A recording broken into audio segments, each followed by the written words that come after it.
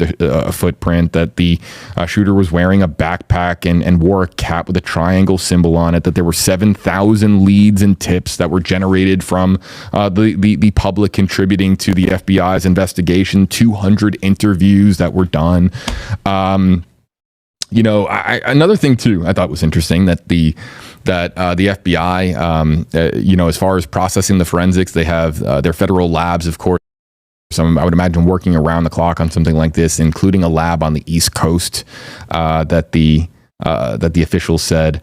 You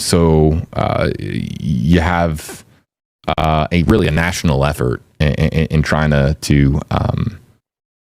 figure this out. To no surprise, Utah Governor Spencer Cox said that they are going to pursue the maximum penalty allowed under the law, which, of course, in the state of Utah is the death penalty. The FBI has an open tip line. You can call 1-800-CALL-FBI. They also have a website. I'm not going to spell out the URL because URLs on stream never really work. But I'm sure in the comment section, there's some good Samaritans out there that will put the link in there. Perhaps our team members will here at WFLA do the same. But disinformation was a big one at the end there. I've been talking about it for years. This is part of the reason why the Stream Center even exists, is because we combat disinformation at all times. There's already conspiracy theories running rampant. And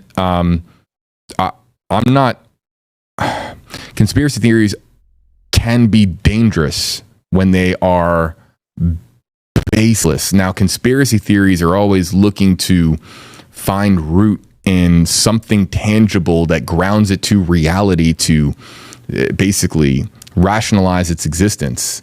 But so often are conspiracy theories just crazy ideas and concepts that it has no attachment whatsoever to reality, and those are quite dangerous, and they are exponentially dangerous when they are shared on social media, and Utah's governor knows that, the FBI knows that. It just makes their job that much more hard, because it's just making the water that much more murky.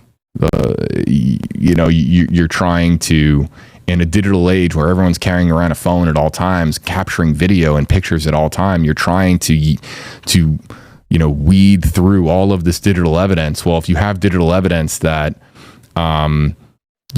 that people are sending in that's influenced by AI, or that that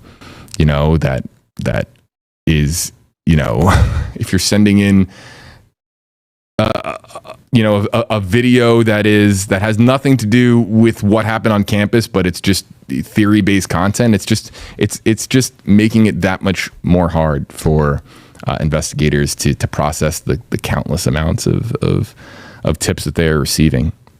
It's not countless, it's 7,000.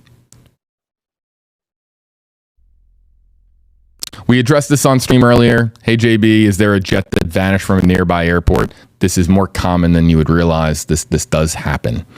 Again, like, that's something where, a theory might have started. That happens. I'm not saying it's not connected, but it's common to the point where, yeah.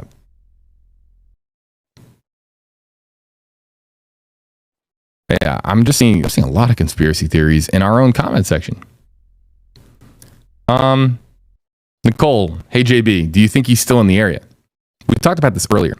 So if you were trying to get out of Utah, you could make it out of Utah in a couple hours, right? A few hours. If you got into a car quickly enough and you were hightailing it out of there. I think even less, maybe. I'd have to check again, depending on exactly where in Utah. But about 9 to 10 hours to make it to Canada, and I think 11 to 12 hours to make it to Mexico. I don't know. I don't know.